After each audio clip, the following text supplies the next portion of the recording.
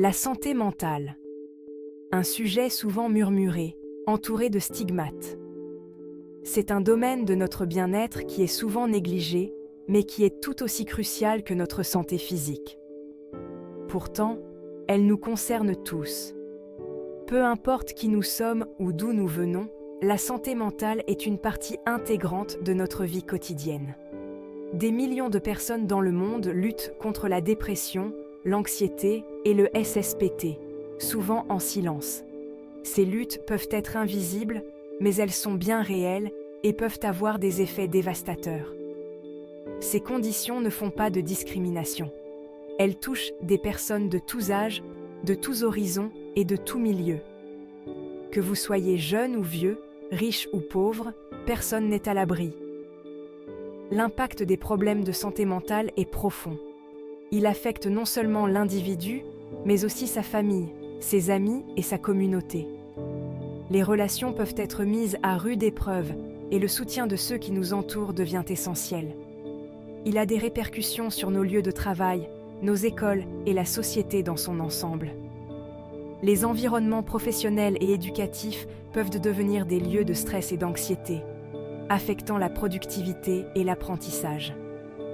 Le coût est immense, mesuré en perte de productivité, en relations tendues et en rêves brisés. Les conséquences de ne pas traiter ces problèmes peuvent être dévastatrices, non seulement pour l'individu, mais pour la société dans son ensemble. Pourtant, malgré sa prévalence, la santé mentale reste souvent mal comprise.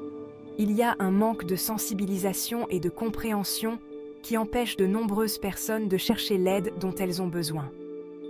La stigmatisation qui l'entoure empêche les conversations ouvertes et empêche les gens de demander l'aide dont ils ont désespérément besoin.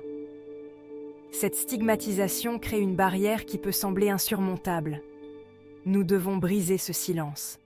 Nous devons encourager des conversations ouvertes et honnêtes sur la santé mentale, afin que chacun se sente à l'aise de parler de ses luttes. Nous devons reconnaître la santé mentale comme l'aspect crucial du bien-être général qu'elle est. En la priorisant, nous pouvons créer une société plus compréhensive et plus solidaire. Il est temps de mettre en lumière ces défis, de partager des histoires et d'explorer de nouvelles solutions. En partageant nos expériences, nous pouvons aider à briser les stigmates et à trouver des moyens innovants pour soutenir ceux qui en ont besoin. Parce que chacun mérite de vivre une vie remplie de bien-être mental et ensemble, nous pouvons en faire une réalité. En nous soutenant mutuellement, nous pouvons créer un monde où la santé mentale est valorisée et protégée. Imaginez-vous vous réveiller chaque matin avec le sentiment qu'un poids énorme vous oppresse la poitrine.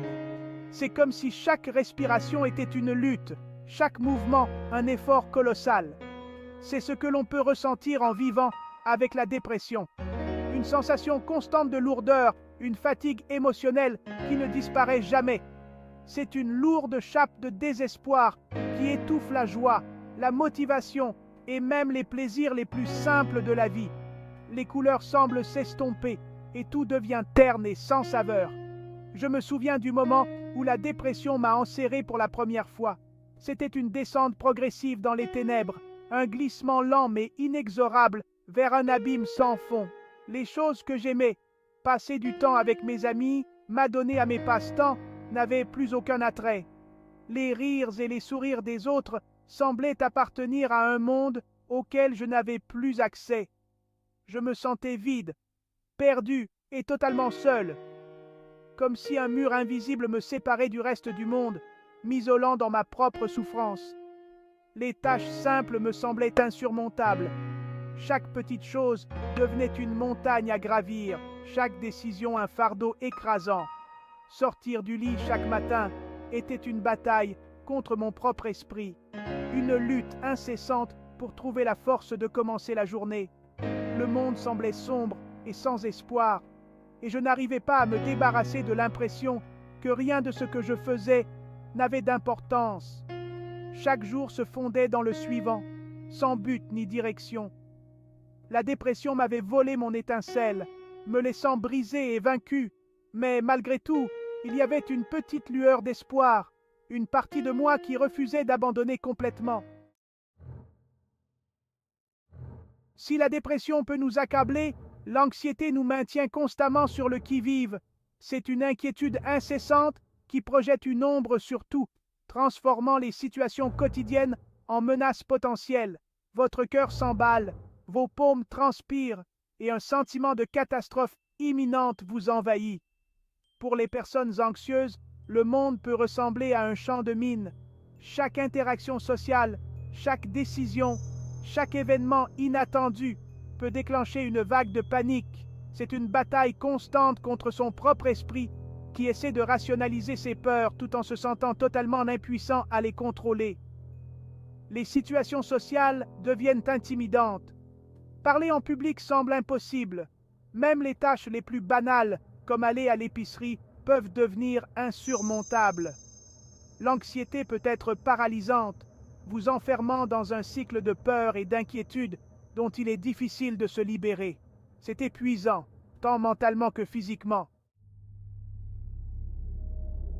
Le traumatisme laisse une cicatrice invisible sur l'esprit.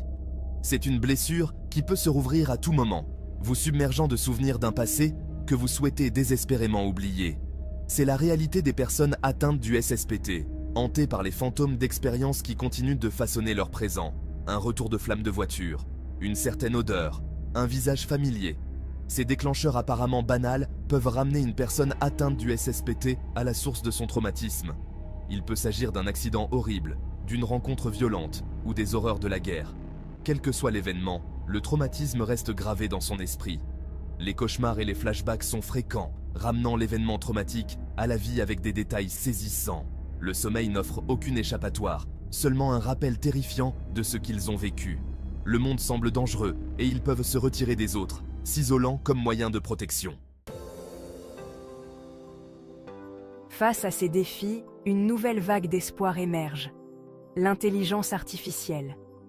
L'IA n'est plus seulement un concept futuriste, mais une réalité qui transforme notre approche de la santé mentale.